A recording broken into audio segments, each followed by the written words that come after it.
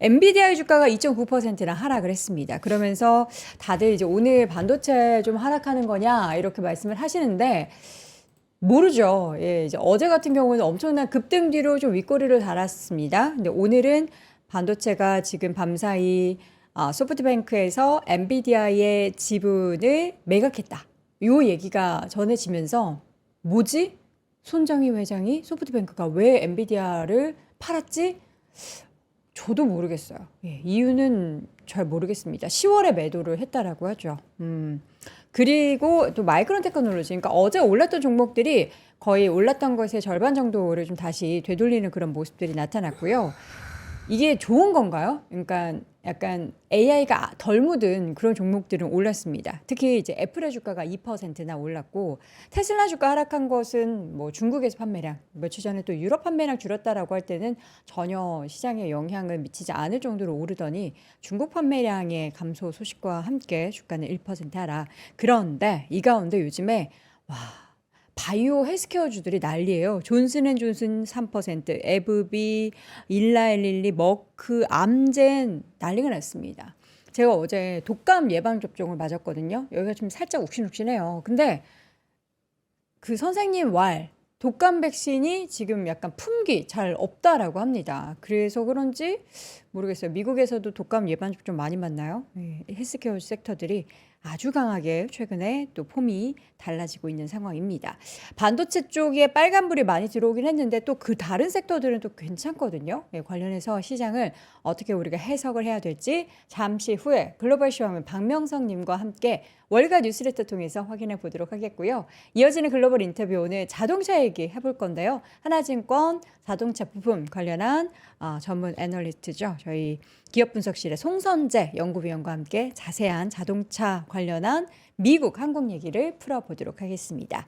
자, 먼저 오늘 월가 뉴스레터 열어보도록 하죠. 글로벌 시황맨 박명성님 함께합니다. 어서 오세요. 네, 안녕하세요. 네, 반갑습니다. 반갑습니다.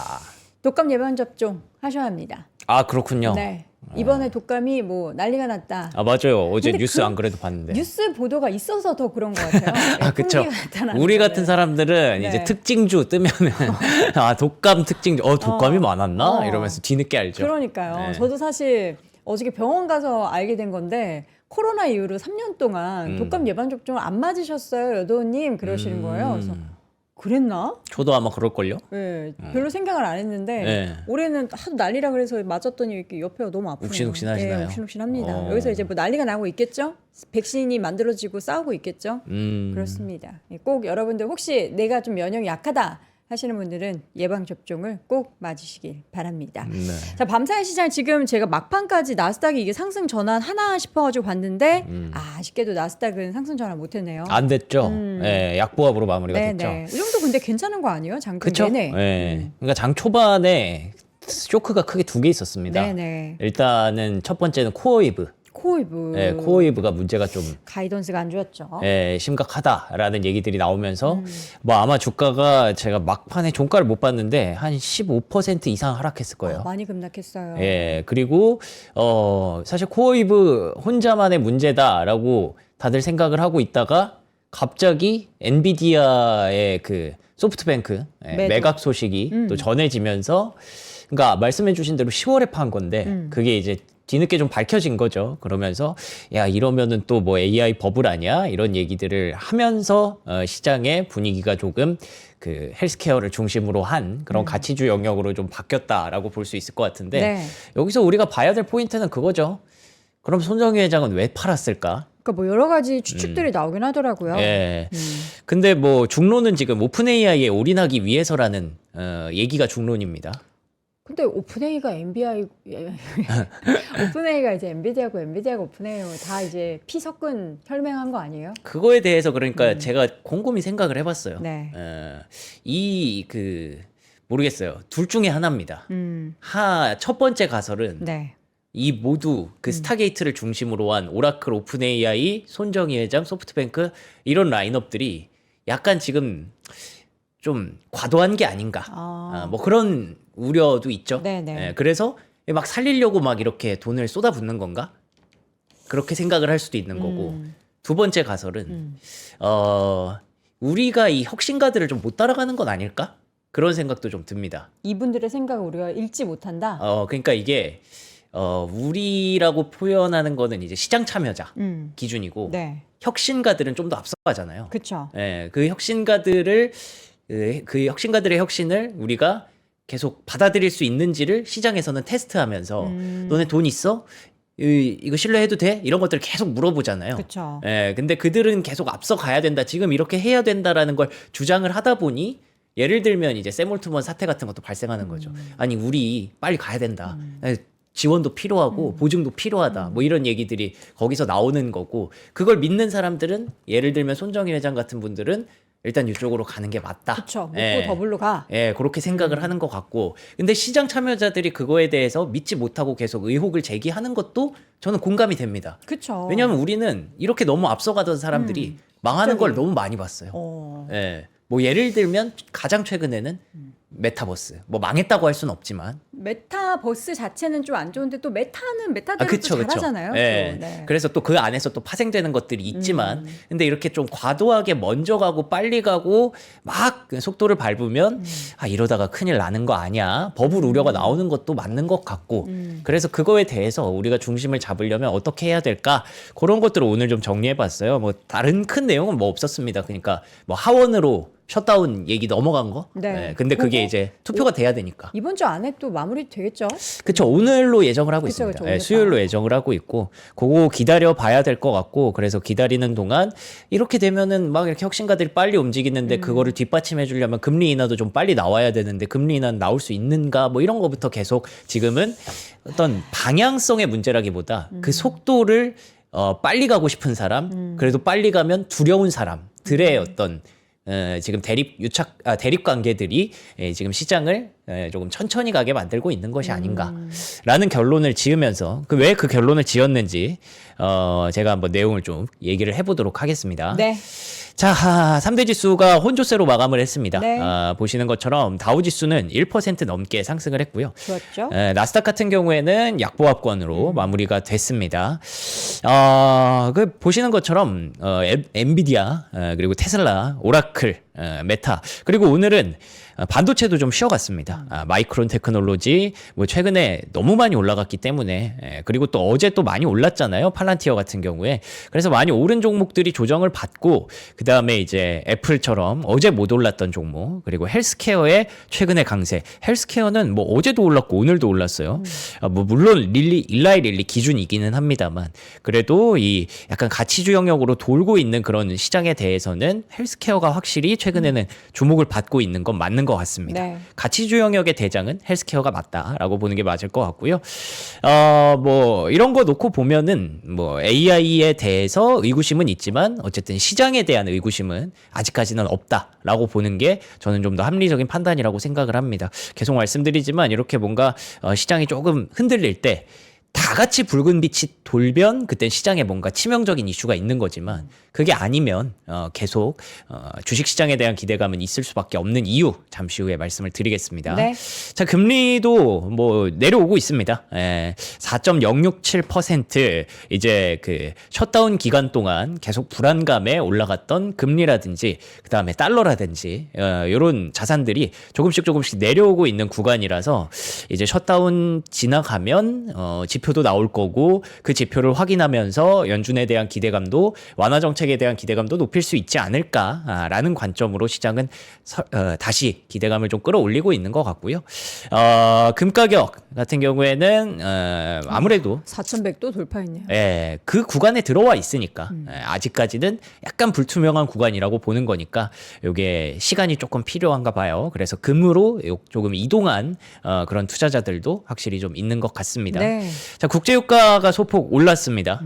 어제까지만 해도 뭐 시장에 뭐 경기에 대한 우려 이런 것들이 있었는데 그래도 국제유가가 또 소폭 올라왔지만 뭐 시장을 크게 좌우할 수 있는 그런 재료는 아니었어서 61달러 선에 마감됐다라고만 보시면 될 것 같습니다. 네.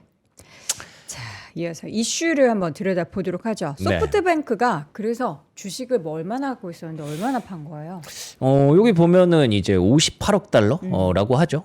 근데 이게 전량을 매각했다. 그러니까요. 이 엔타이어 전량 요게 좀 우리가 보는 입장에서는 굳이 전량을 팔 필요가 있었나? 그러니까요. 예, 뭐 그런 생각도 하는 건데 그거에 대해서 의미를 굳이 부여해 보면 이 혁신가들의 입장에서 생각을 해봤을 때 지금 이제 사실 반도체 칩으로 데이터 센터를 통해서 먹을 수 있는 그 상단보다는 상방의 룸보다는 소프트웨어로. 소프트웨어 쪽으로 가는 게 합리적이지 않을까라는 저는 추론을 합니다.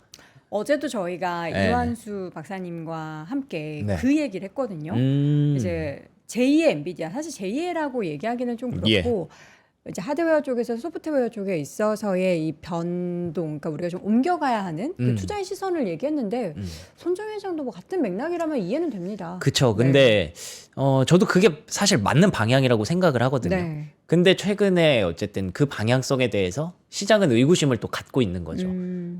예를 들면 메타 그리고 팔란티어 이런 기업들의 주가가 실적 발표하고 나서 급락을 좀 했었잖아요. 네네. 예, 그러니까 이 속도에 대해서는 맞는가에 대한 의구심을 표현하는데 근데 소프트뱅크는 먼저 움직인 거죠. 엔비디아 이 정도면 많이 올랐다라고 판단을 하지 않았을까. 10월에 팔았다는 거 보면은 엔비디아가 이 고점에 있을 때 막 고점으로 치닫을 때 이때 정리를 한 게 맞는 거거든요. 그럼 이걸 갖고 뭘 하려고 하는 거냐를 얘기하기에 앞서서 엔비디아가 그래서 이렇게 그 이슈를 만들어내면 안 좋은 이슈를 만들어내면 시장은 뭐 흔들리기 마련입니다. 그래서 사실상 간밤의 시장은 엔비디아가 흔들었다라고 보시는 게 맞습니다. 네. 요거 보시면 엔비디아를 포함한 IT 기업들의 S&P 500의 그 어떤 비중이죠.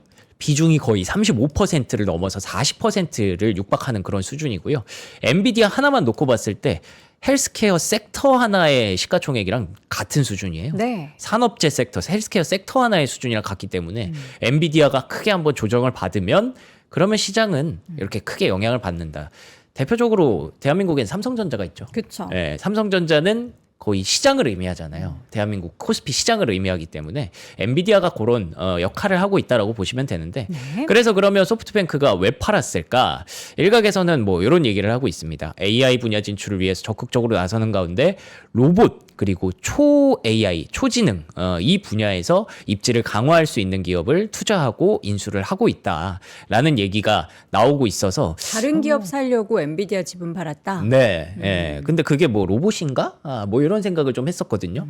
근데 이제 그 결론적으로는 이 오픈 AI에 올인하기 위해서 엔비디아를 팔았다라는 게 지금 중론으로 나오고 있습니다. 이게 뭐 오피셜하게 나 오픈 AI 살려고 이거 팔았어라고 얘기한 건 아니에요. 근데 최근에 한 10월쯤에 손정희 회장이 오픈 AI에게 올인을 할 타이밍이라고 본다라고 얘기를 했거든요. 올인을 하겠다라고 얘기를 했거든요. 근데 그리고 나서 우리가 열어보니까 엔비디아도 팔았네. 그러면 올인하려고 그쪽으로 가나 보다라고 우리가 그 생각을 하는 거고 이거는 포춘지에서 가져온 거기 때문에 뭐 요 정도의 개연성이 미국의 메인스트림에서도 이렇게 보고 있다라고 여러분들 보시면 될 것 같습니다. 그러면 요거에 대해서 왜 이런 움직임을 가져갔을까? 네. 그런 것들을 제가 시장의 어떤 시그널을 통해서 한번 추론을 해봤는데요. 일단 지금 보시면 중소기업 낙관 지수가 발표가 됐거든요. 근데 요게 보시면 98.2까지 떨어지고 있는 구간입니다. 그러니까 이게 중소기업들이 얼마나 그 업황이나 나의 경제적인 사업 여건이 좋나 네. 안 좋나를 이야기하는 그렇죠. 거죠. 예.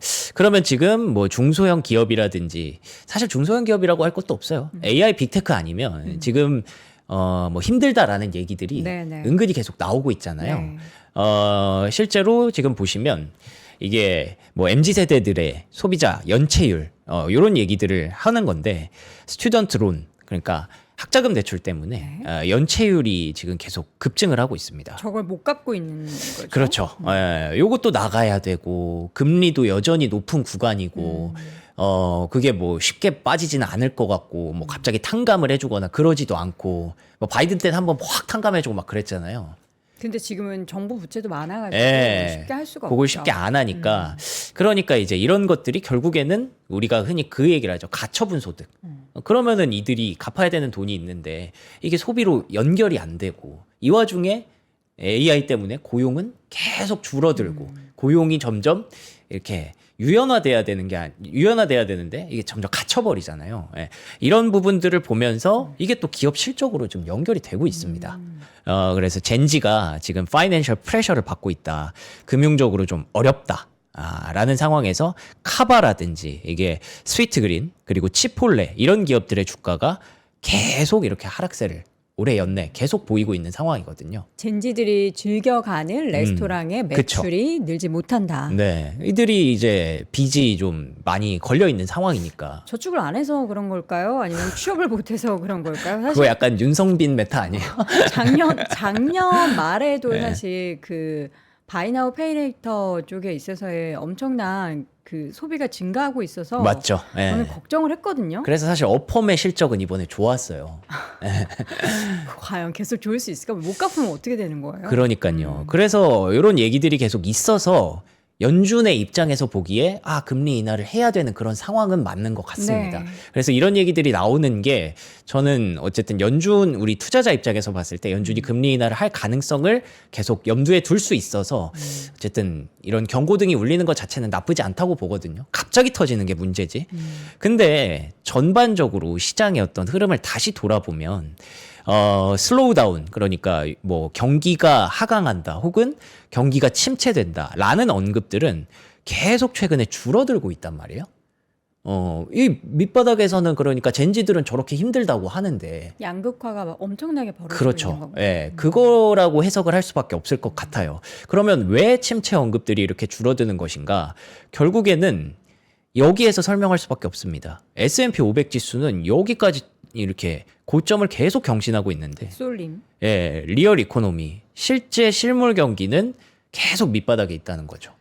우리는 근데 그걸 원하는 게 아닐까요? AI로 이끌어온 저 시장이 실제 실물 경제를 언젠가는 그렇죠. 멱살 잡고 이렇게 올릴 것이다. 네. 그러면 다시 돌아서 얘기하면 네. S&P 500이 사실 여기에서 누군가는 이건 틀렸다라고 볼 수도 있는 거잖아요. S&P 500이 너무 먼저 갔다. 실물 경기는 여기 있는데 라고 하니까 이제 버블에 대한 우려를 누군가는 제기할 수도 있는 건데 우리가 생각하기에는 이거 시간이 지나가면 결국 AI가 실물 경기를 끌어올려 줄 것이다라고 보고 있는 거잖아요. 그렇기 때문에 우리의 방향성은 계속 AI에 꽂힐 수밖에 없는 거고, 그리고 사실 금리 인하가 돼서 만약에 유동성이 나오면 그럼 그게 어디로 갈까요? 과연 그 젠지들의 힘들어하는 그런 쪽으로 이렇게 갈까요? 아니요. 제가 봤을 때도 AI 쪽에 더 갈 가능성이 높다고 보거든요. 그렇기 때문에 지금 결국 시장에서는 AI에 이렇게 열광을 할 수밖에 없는 거고 이 방향성으로 갈 수밖에 없다라고 저는 판단을 합니다. 그래서 간밤에 이런 로테이션이 나오기는 나왔지만 이거는 금리 인하를 기다리면서 그런 불투명한 상황에 대한 어떤 일시적인 해칭이 아닐까라고 생각을 하고요. 근데 이렇게 뭐 소프트뱅크 CFO도 AI 버블에 대해서 뭐 지금은 알 수 없다. 저렇게 얘기하죠. 예, 이렇게 얘기를 하죠. 누가 알겠어요? 근데 그러면서도 막 지금 오픈 AI에 막 올인을 하고 있잖아요. 이런 상황을 보면서 뭐라고 얘기를 하냐면 닷컴 버블 때도 이랬다. 지금 상황에서는 미래를 알 수 없기 때문에 근데 그때 그랬다고 해서 지금도 그렇다라는 가정은 어떻게 보면은 너무 흑백 논리인 것 같긴 한데. 예, 그러니까 뭔가 새로운 혁신이 일어날 때마다 항상 이런 우려는 있죠, 나타났다. 있죠. 그렇지만 우리는 혁신 기업들에 투자를 해야 하기 때문에 네. 그리고 우리가 추측하는 이런 주인이 될 수 있는 그런 기업들에 투자를 해야 되기 때문에 이렇게 가고 있는 거다라고 해서 이런 생각들이 계속 같이 교차하니까 결국에 시장은 선택지를 좁히는 거죠. 네. AI 대형주로, 대형 기술주로. 보시면은 탑10 US, 탑5 US가 전체적인 뭐 그 독일 지수라든지 이런 것보다 압도적으로 지금 비중이 높아지고 있는 게 현실입니다. 돈이 다 이쪽으로 지금 계속 쏠리고 있다는 거고, 그게 결국 오는 게 기술주가 막 지금 돈을 잘 벌어서도 있지만 캐펙스 투자를 많이 하고 있기 때문에 사람들이 그 투자를 많이 하고 있는 기업들을 따라가고 있는 거죠. 예. 우리나라도 마찬가지예요. 지금 삼성전자와 SK하이닉스의 시총 비중이 40%거든요. 이 예. 쏠림이 그쵸. 미국만이 아니라 우리나라도 마찬가지입니다. 네. 그렇기 때문에 이 기업들이 만들어내고 있는 그런 하모니를 시장에서는 믿고 따라가고 싶지만 중간중간 제동이 걸릴 수 있는 그런 상황들이 발생하는 거고 네. 그러면서 이 혁신가들이 어디를 쫓고 있고 시장이 어디를 보고 있는지를 우리가 잘 봐야 중심을 좀 잡을 수 있다라고 생각을 해서 이런 내용들을 좀 준비를 해봤고요. 네. 실제로 이게 보시면은 이 세 분류로 나눈 거예요. 3분의 1 중에 이제 네. 탑 주식 보유량이 가장 많은 계층, 주식 보유량이 중간 정도인 계층, 가장 바텀인 계층 이렇게 나눴을 때 이게 컨슈머 센티먼트니까 소비자 심리거든요. 소비자 심리 지수가 하향되고 있는 것처럼 보이지만 주식을 많이 갖고 있는 사람들은 여전히 배를 불리고 있다고 합니다. 이걸 다시 말하면 이 사람들도 결국에는 지금 주식 투자를 하지 않으면, 그러니까 이 뭐 정부의 자금이라든지 뭐 시장의 유동성이라든지 이런 것들이 이 사람들에게 도움이 되는 그런 분배 형태로 가는 지금 상황이라면 네. 이들도 쫓기지 않겠죠. 근데 지금은 그게 아니잖아요. 다들 성장과 경쟁을 얘기하잖아요. AI의 경쟁에서 밀려나면 큰일 난다라는 분위기로 가고 있잖아요. 그렇죠. 그렇기 때문에 이들도 결국에는 이쪽으로 계속 주식시장으로 편승할 수밖에 없고, 그러면 결국 그 미국 정부와 연준이 건드려야 하는, 지켜내야 하는 거는 주식시장과 AI의 랠리를 지켜내야 한다라는 추론으로 저는 이렇게 생각을 하고 있거든요. 지켜야죠. 네. 예, 지켜야 합니다. 그래야만 또 미국 경기가 안 무너지는 그렇죠. 거예요. 이 아슬아슬한 게. 그러니까 다들 서로 예. 지금 손에 손 잡고 네. 이거 무너지지 않게 맞아요. 동맹을 맺고 있는 거예요. 네. 네. 그래서 이걸 연결해 봤을 때 시장에서는 어떤 분석들이 나오냐면 네. 여기 보시면 이게 굉장히 첨예한 그런 대립이 보입니다. 요거 화면 한 번만 띄워 주실래요? 숏 배팅이 늘어나고 있는 그런 상황. 근데 거의 뭐 5대 5죠. 네. 롱과 숏이. 맞아요. 예, 숏도 이렇게 늘어날 수 있는 것도 우리가 공감을 해야 돼요. 시장이 흔들리고 내 계좌가 흔들리는 것도 어쩔 수 없다라는 거를 공감을 해야 돼요. 네. 예. 근데 거기서 우리가 어느 쪽으로 베팅할 것이냐. AI 쪽을 우리는 계속 믿고 갈 것이냐.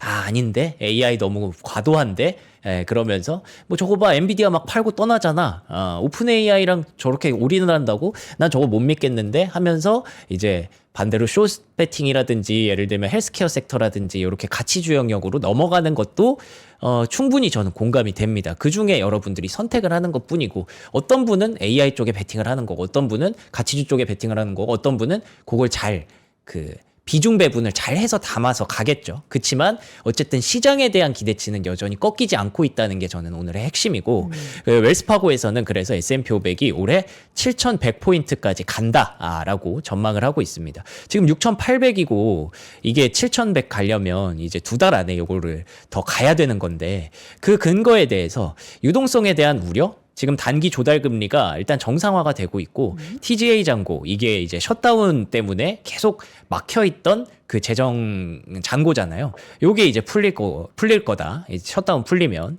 그리고 QT 종료 시그널도 연준이 줬기 때문에, 긴축 종료 시그널도 줬기 때문에 유동성에 대한 우려는 단기에 불과할 것이다라고 보고 있고요. 소비자 심리에 대해서도 지금 너무 경기가 불안한 거 아니냐. 해고 건수도 급증하고 있지만 셧다운이 종료되고 12월에 금리 인하가 되면 요거 해결될 것이다 라고 얘기를 하는 거죠. 시장의 변동성 10% 정도의 조정은 언제나 나오는 일이기 때문에 걱정할 일이 아니고, AI 투자 우려, 이거는 우리가 가야만 하는 길이다 라고 하면서 여전히 전력을 비롯한 AI 인프라 수혜주를 선호하고 있습니다. 지금 부족한 거는 칩이 아니라 전력이라고 하잖아요. 그래서 이쪽을 더 보고 있는 거고요. 밸류에이션에 대한 우려, EPS가 성장하고 있기 때문에 S&P 500은 매년 8% 이상 상승할 것이다 라는 장밋빛 전망을 내놨고요. 울프 리서치에서도 우리도 내년을 낙관적으로 본다라고 얘기를 하는 게 좀 슬픈 얘기지만, 한국이라든지 일본에서 외국인들이 직접 투자를 하고 있다. 뭐 돈을 주고 있다. 뭐 이런 것들. 그리고 미국에서 완화적 통화 정책이 계속 갈 수밖에 없다. 그러니까 지금 뭐 계속 쏠림은 있지만 이쪽으로 돈이 갈 거 뻔하지만, 그렇다고 해서 완화적 통화 정책을 펴지 않으면 지금 이제 젠지를 비롯한 그 계층이 죽어버리기 때문에 그쵸. 그걸 또 연준은 볼 수가 없어서. 근데 그렇게 또 풀면 또 AI로 가는 걸 또 어떻게 막을 수는 없어요. 그쵸. 그러니까 이게 계속 이제 시장의 구조가 그렇게 만들어지는 거죠. 근데 올해 인플레이션이 고착화됐지만, 고착화됐다는 게 그렇게 막 많이 올라가지 않는다라는 거고요. 내년 고용 침체 우려도 완화될 것이다. 올해 같은 경우엔 트럼프 정부의 정책이 급진적으로 좀 나오면서 바뀌면서 우려를 낳았지만 실제 영향에 비해서 과도했을 가능성도 있고 핵심으로 보는 건 K자형 경기 시나리오는 계속 유지가 될 것이다. 예, 그렇기 때문에 대형 기술주 AI 투자를 주목해야 된다라는 얘기들을 하고 있어서 네. 제가 역으로 이렇게 계속 추론을 해서 얘기를 드린 거고요. 셧다운 해제는 이제 하원으로 가고 있고요. 네. 요거 오늘 결과 나올 테니까 여러분들 내일 제가 체크해 드릴 예정이고요. 베센트 재무장관도 올해는 인플레이션을 물려받았던 해이기 때문에 내년까지, 그러니까 이게 계속 바이든 탓을 하는 거죠. 그때 인플레이션 때문에 내년에는 우리가 이제 좋아질 거다. 올해는 그 숙제를 처리하느라 힘들었다라고 얘기를 하고 있어서 내년도 한번 기대해 보고 있습니다. 네. 그리고 또 연말에 자사주 매입도 기대해 볼 수 있는 구간이라고 하니까 일단 당분간 대형주 랠리가 가고 그 오해를 이제 씻어내면 이제 AI 그다음에 중소형 이렇게 쫙 퍼지지 않을까 기대를 해봅니다. 특징적인 종목 어제 좀 큰 폭의 급락이 나타났다. 그러니까 네. 실적은 가이던스 시장 예상치를 상회를 했는데 가이던스가 안 좋았고 네, 코어가 코웨이브. 내부자 거래가 많아졌어요. 내부자들이 계속 매도를 하고 있다라는 그러니까요. 얘기들이 계속 있어요. 네. 근데 그건 계속 있었던 얘기인데 이렇게 또 결과가 나오니까 더 크게 부각이 되네요. 근데 중요한 거는 결국 이겁니다. 이 백로그가 수주 잔고라고 보시면 되는 거거든요. 근데 수주 잔고가 더블이 났어요. 지난 분기 대비해서. 이러면 좋은 거잖아요. 그렇죠. 근데 그 활성화되는 전력 데이터 센터 라인업이 590메가와트밖에 안 되는 거예요. 계약된 전력은 2기가와트, 3기가와트에 달하는데 그러면은 590메가와트밖에 안 되니까 가이던스를 없앴어요. 가이던스를 없앴다고요? 그러니까 지금 데이터 센터가 따라와 줘야 코어웨이브의 서비스가 네. 제공이 되는 건데 네네. 데이터 센터가 늦게 지어지고 전력이 막 공급이 안 되니까 그러니까 우리가 확보한 데이터 센터가 이거밖에 없다라는 네네. 걸 얘기를 한 거예요. 근데 그러면은 이제 그럼 기다리고 있는 빅테크 기업들은 코웨이브에게 이걸 맡긴 기업들은 뭘 하냐? 일단 기다리기로 했대요. 일단 기다리기로 했지만 그걸 우리가 막 신뢰할 수는 없는 거잖아요. 그렇기 때문에 시장에 급락이 좀 나타났다라고 보시면 될 것 같고 결국 그래서 JP모건에서는 이거는 하이퍼스케일러들의 계획에도 악영향을 미치는 것이다 라고 얘기를 하면서 코어웨이브의 주가뿐만 아니라 AI 전체에 대한 어떤 흐름을 좀 저해한 그런 상황이었습니다. 근데 이게 뭐 아까부터 계속 말씀드리는 거지만 이게 어떤 속도의 문제지 방향을 저해하는 건 아니잖아요. AI로 가는 방향을 꺾는 건 아니기 때문에 코웨이브 CEO의 말들을 좀 들어보면 하나의 데이터 센터가 우리가 계약을 좀 잘못했다라는 얘기를 했는데 그게 코어 사이언티픽이라고 하더라고요. 네. 사실 코어 사이언티픽 코어웨이브가 인수하려고 그랬거든요. 근데 여기서 지금 그게 제대로 안 돌아가니까 코어 사이언티픽의 주가도 이렇게 같이 무너져 내렸던 그런 상황이었고요. 그래서 인프라를 지금 다양화하려고 코어 사이언티픽 의존도를 낮추고 점점 다양화하려고 노력을 하고 있다. 근데 여기에서 또 이런 얘기를 했습니다. 정부 지원 역할이 좀 필요하다. 자꾸 정부를 그러니까요. 이야기하는 이거 시장이 안 좋아하는데. 정부도 돈 없는데 지금. 예. 근데 사실 돈이 없다기보다 네. 그러니까 그런 거죠. 뭔가 지금 전력 인프라를 계속 깔아야 된다. 데이터 센터 인프라를 계속 깔아야 된다. 그거는 사실 뭔가 정부도 약간 좀 나서줘야 된다. 약간 굳이 따지면 이런 거예요. 중국은 시진핑 주석이 해 하면 하잖아요. 그렇죠. 예. 근데 미국은 어쨌든 의견 충돌도 있고 시장에 대해서 걱정하는 사람, 뭐 환경단체 이런 것도 있고. 근데 그거를 어떻게 좀 이렇게 좀 압도적으로 하려면 이런 지원이 필요하다라는 얘기인데 어쨌든 지금 시장은 이런 내용에 민감하죠. 예민하죠. 그러니까 이제 주가가 줄줄 흘러내린 거죠. 저는 이제 개인적으로는 AI에 있어서의 성장성과 앞으로 이제 4차 산업혁명에 있어서 AI가 굉장히 중요한 예. 영역이 될 거라고 믿는 사람인데 우리가 왜 저도 이제 뭐 크고 작게 사업을 이렇게 하다 보면요. 이 그런 게 있어요. 같이 이제 투자를 하는 사람이 있고 사업을 실질적으로 운영하는 사람이 있는데 네. 이 운영하는 사람이 사기꾼이냐 사업가냐 그쵸. 요게 이제 한 끗 차인데 사기꾼으로 이제 가게 되면 이제 사업이 망하면 사기꾼이 되는 거죠. 네. 근데 그 사이에 돈을 정말 많이 투자하게 돌죠. 하는 거예요. 엄청 계속. 돌죠. 예. 돈을 정말 많이 투자하게 해서 이 사람 진짜 나쁜 마음을 먹으면은 그렇죠. 발을 못 빼게 더 투자하셔야 됩니다. 그게 딱 지금의 상황입니다. 근데 이제 그거는 사기꾼이라는 전제가 깔려 있는 거고. 그렇죠. 근데 그런 의혹을 네. 하는 것도 그렇게 이상한 반응은 아니에요. 틀린 건 아니에요. 예. 열심히 해야죠. 예, 그렇죠. 우리 돈 들어가는 거니까. 그래서 계속 말씀드리지만 이게 선택인 거고. 예, 부디 사기꾼이 아니길 바랍니다. 그렇죠. 그렇지만 손정희 회장은 선택을 했다. 좀 더 빠르게 했다. 라는 걸 보시면 될 것 같고. 네네. 그래서 이에 대해서 모건 스탠리에서는 어쨌든 방향이 틀린 건 아니기 때문에 뭐 이런 상황에서 고난도 사업의 난이도가 항상 높았기 때문에 앞으로도 이 빅테크 기업들 백로그를 계속 이렇게 갈 것이다. 엔비디아, 메타 뭐 이런 거래도 있지 않았느냐. 네. 그렇기 때문에 어쩌면 흥미로운 진입 시점이 될 수 있다라는 얘기를 했다는 거까지만 간단히 정리해 드리고요. 네. 어쨌든 시간은 좀 걸릴 수 있다라는 거고 이외의 실적주들 빅베어 AI 의외로 현금 확보를 잘했더라고요. 레코드 하이 찍으면서 이렇게 된 다음에 이제 매출 전망치까지 재확인을 시켜줬습니다. 네. 이런 게 필요한 거예요. 시장에서는. 그렇죠. 의구심을 줄여줄 수 있는 거. 근데 코어웨이브는 그게 안 됐던 거고. 예. 그리고 리게티 컴퓨팅 같은 경우에는 뭐 좋은 얘기들 많이 있었습니다만 네. 요게 이제 구매도 있었다고 합니다만 내년 상반기에 딜리버리가 될 것이다 라고 하니까 거기까지 또 시간이 필요하다라고 시장에서는 보는 거고요. 로켓랩 같은 경우에는 이런 거는 또 얘기가 좀 다르죠. 좋네요. 이익률이 높아졌다고 하잖아요. 예. 이익률이 높아졌다는 건 계속 로켓을 쏴야 돼서 돈을 많이 쓰는 회사지만 네. 근데 그 비용을 많이 잘 컨트롤하고 있다는 뜻이거든요. 예. 그래서 시장에서는 좀 좋아했는데 어쨌든 오늘 장이 별로 안 좋았기 때문에 올라갔던 거를 다 반납하기는 했네요. 우주 쪽에 대해서 또 이런 흥미로운 자료가 있어서 네. 우주 관련주들 혹시 궁금하신 분들은 요거 한번 보시면 좋을 것 같습니다. 네. 테슬라 예. 판매량 뭐 계속 줄어드는 건 뭐 이제는 그쵸? 기정사실인데. 뭐 시장에서는 뭐 그렇게 크게 네. 보지는 않습니다만 요거는 또 볼만한 내용이 있어서 제가 가져온 게 테슬라의 중국 판매량이 최저다라는 거는 뭐 테슬라의 주가를 막 그렇게 끌어내렸다기보다는 중국도 확실히 로봇 잘하긴 하더라고요.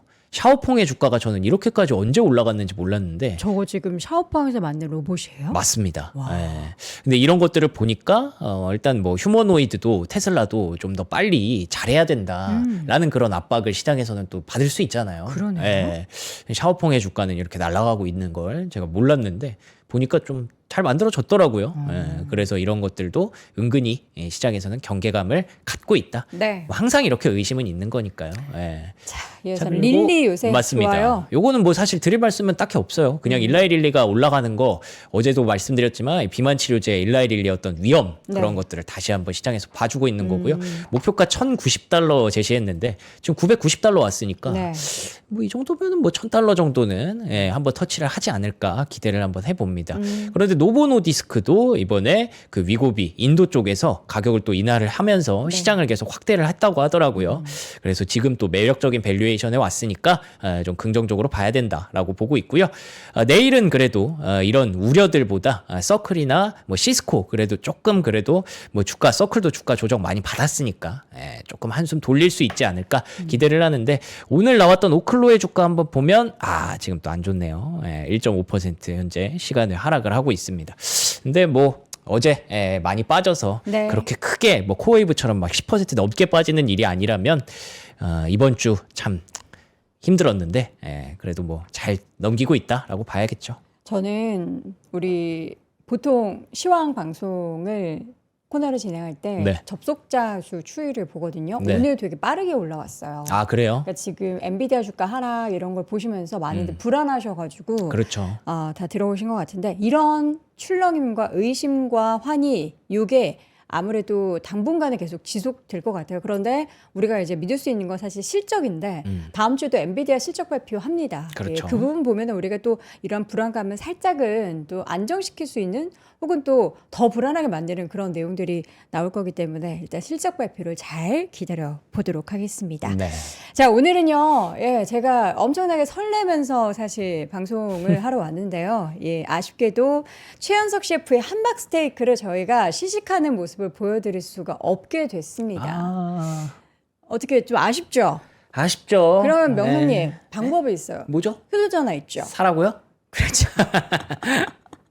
한 팩에 여러분 4,000원도 안 해요. 이게 저희가 10팩 구성으로 드리고요. 8개 플러스 2개 서비스로 드리는 겁니다. 최현석 셰프의 함박 스테이크. 이거는요, 저희가 한 번 진행한 게 아니라 이번 처음이 아니라 이전에도 진행했었고 굉장히 또 인기가 있는 제품 라인업이에요. 그래서 저희가 다시 앵콜로 가지고 왔고, 요거는 그냥 드셔도 맛있는데 따끈한 밥 위에 드셔도 맛있고, 아니면은 요거 이제 아이들 좋아하게 식빵이나 모닝빵 사이에 껴가지고 햄버거 만들어 주셔도 너무 맛있습니다. 진짜 훌륭합니다. 소스도 다른 뭐 이렇게 햄버거 소스 하실 필요 없이 그대로 여기 들어가 있는 소스 그대로 하시면 진짜 맛있어요. 예, 아침에 이거 먹을 생각에 저 공부하러 왔는데 많이 아시는데, 국내산 한돈 한우 사용을 했고요. 셰프의 노하우가 녹아있는 비법 소스 사용을 했습니다. 전자레인지에 그냥 띵 돌려서 완성할 수 있으니까 간편하게 여러분들이 함박 스테이크 집에서 즐기시면 되겠고요. 제가 지금 왼손이 약간 그 백신 후유증 때문에 아파가지고 지금 오른손 들었는데 요거 좀 무거워요. 무겁다 하면은 뭐죠? 사양이 아주 메가톤급으로 높은 그런 노트북이다. 그런데 사양은 진짜 11세대 테라급인데요. 최초로 지금 앞자리를 저희가 바꿔서 가지고 왔어요. 59만 8천 원. 50만 원대의 테라급 노트북을 구매하실 수 있는 기회를 가지고 왔습니다. 정상가 120만 원인데요. 핫딜가로 59만 8천 원. 아버지가 사신 노트북이 뭐였죠? 몰라요. 까먹었어요. 이게 비슷할걸요? 아, 그래요? 네. 테라급 사셨어요? 아, 네, 몇십만 원 아쉽네. 준 것 같은데. 50만 원대로 떨어졌는데. 아. 자, 요거 코어 i5 그리고 1135 G7 탑재되어 있다고 하고요. 저는 뭔지 모르는데 좋은 거래요. 네, 그리고 램 24기가, 대용량 SSD 1TB가 장착되어 있고 A급 제품, 단순 반품 교환 제품이라는 거죠. 15개월 무상 보증해 드리고 15인치 풀 HD 윈도우 11 탑재되어 있고 빠르고 넉넉한 용량에 믿을 수 있는 삼성 노트북, 여러분 필요하신 분들은 지금 바로 핫딜 가격으로 함께 하시면 좋겠습니다. 자, 저희가 시식하는 모습을 못 보여드려서 너무 아쉬운데 여러분 어떤 맛인지 너무 궁금하시죠? 제가 이렇게까지 먹고 싶을 정도면 진짜 맛있는 거예요. 꼭 영상 하단 링크 참조하셔서 득템 하시기 바랍니다. 자, 지금까지 글로벌 시황맨 박명성님 함께했습니다. 고맙습니다. 고맙습니다. 여러분 안녕하세요. 위스턴 칼리지는 매 시즌 시대가 요구하는 핵심 키워드를 선정해 왔죠. 가장 첫 시즌에는 선택을, 그 다음 시즌에는 직관을, 그리고 이번 위스턴 칼리지 2026의 대주제는 사유, 싱킹입니다. 10초짜리 쇼폼에도 정말 집중하기가 어렵고요. 내 생각과 다른 의견은 매 초의 알고리즘을 통해서 걸러내고 있는지도 모르겠습니다. 이런 말들이 있잖아요. 생각하는 대로 살지 않으면 사는 대로 생각하게 된다. 1시간 또는 2시간 보다가 이거 내가 뭐 하고 있지? 라는 생각을 할 때 생각이 우리의 삶을 제어할 수 있는 것으로 나아가면서 자기의 삶을 생각이 이끌어갈 수 있게 하는 훈련도 해야 되고 또 방법도 찾아야 되는 것 같습니다. 마이클 샌델로부터 시작되는 이 여정, 11개 분야 17분의 연사들과 함께하게 될 위스덤 칼리지 2026, 여러분들의 인생의 새로운 전환점이 되기를 바라겠습니다. 영상 아래 링크를 통해 지금 등록하세요.